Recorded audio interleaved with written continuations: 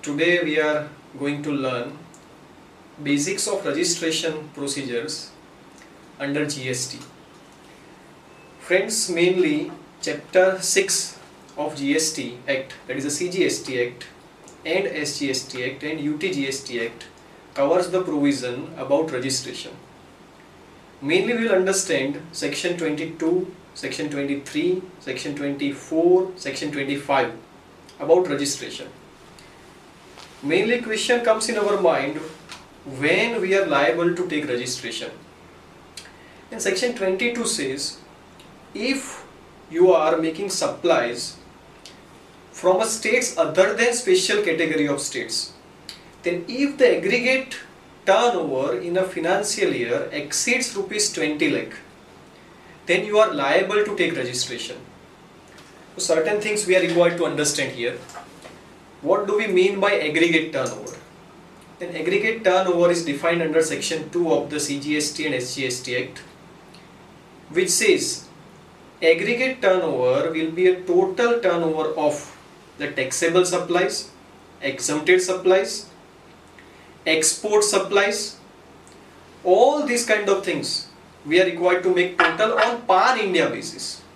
Which means if I have one branch in Gujarat, other in Maharashtra, other in Rajasthan, whether they are supplying the exempted goods and services or taxable goods and services, that doesn't matter. I am required to make total of all these supplies. And if in a financial year it exceeds rupees 20 lakh, then I am liable for taking registration as per section 22. Now the question remains whether I am required to take registration in all the states or I am required to take a centralized registration. Then friends, under GST, unlike service tax, there is no concept of centralized registration. That means the state from which you are making a taxable supplies, in all those states you are required to take a registration, a separate registration. For example, let's say my Gujarat turnover is 10 lakh rupees, a taxable turnover. My Rajasthan turnover is 6 lakhs rupees, taxable. My Maharashtra turnover is 5 lakhs rupees, exempted. Then total turnover, aggregate turnover exceeds rupees 20 lakhs, so I am liable to take registration. But in Maharashtra, I am exclusively engaged in supplying the exempted goods and services. Hence, in Maharashtra, I am not required to take registration. But in Gujarat and Rajasthan, I am liable to take registration because my aggregate turnover exceeds rupees 20 lakh. In case of special category of states like Himachal Pradesh, Jammu and Kashmir, Mizoram, etc., this limit has been reduced to 10 lakh rupees. So if I am making any supplies from these states, then the aggregate turnovers limit I am not required to verify 20 lakhs rupees, but it will be 10 lakh rupees. So if it exceeds 10 lakhs rupees, I am a person liable to take registration. All these things are given in section 22. Further friends, section 23 says two categories of persons are not required to take registration. First, they are saying if a person is exclusively engaged in supplying the exempted goods and services. So if your business is exclusively under exempted category, you are not required to take registration. And second exemption they have given under section 23 is for agriculturist. An agriculturist, to the extent of whatever he is getting from cultivation of land, to that extent he is not required to take registration. So 23 is talking about the persons who are not required to take registration. Now friends, very important section we are required to understand is section 24. Section 24 says notwithstanding anything contained in section 22. That means forget about this 20 lakhs rupees limit, aggregate turnovers limit. If you are covered under any of the clauses given under section 24, then compulsorily you are required to take registration. So there are certain clauses they have given in section 24. If you are falling under those clauses, you are required to take compulsory registration. Which are the clauses they have covered?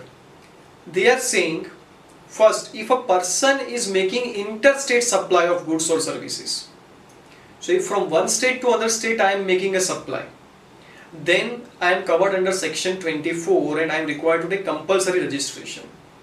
Meaning thereby, if I am, let's say, supplying from Gujarat to Maharashtra, then I am not required to verify how much is my aggregate turnover. I am required to take registration. This is applicable only to outward supplies and not to inward supplies.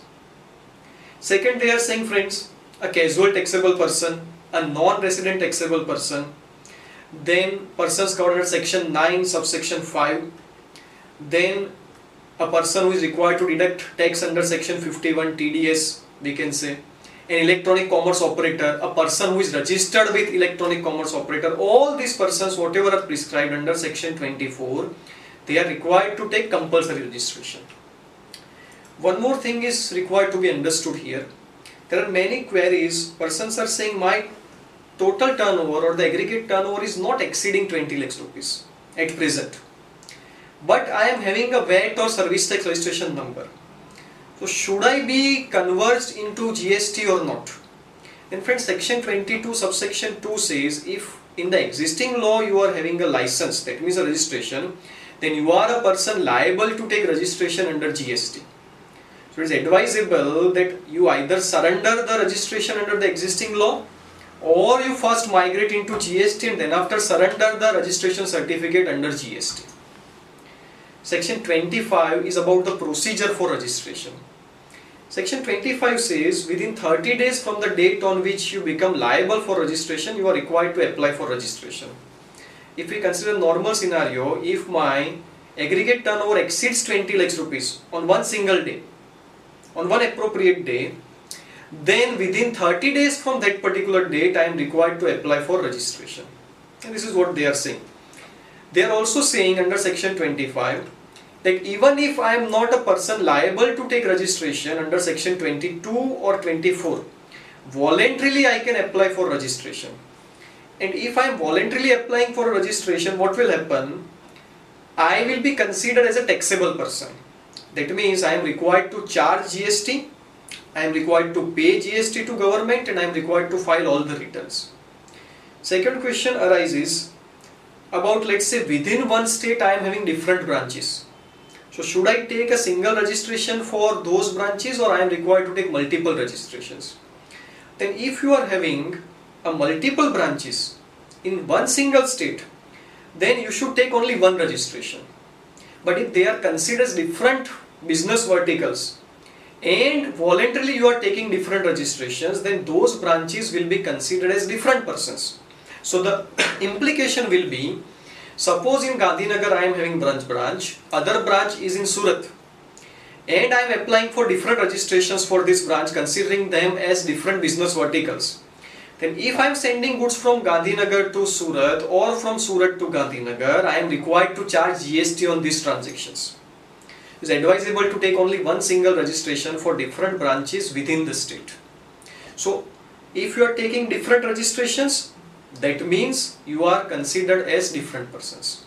So these are the normal provisions they have given under the GST law for registration. So friends, these were the normal provisions of registration under GST. The detailed provisions and advanced issues we will take in the next session, in the next video.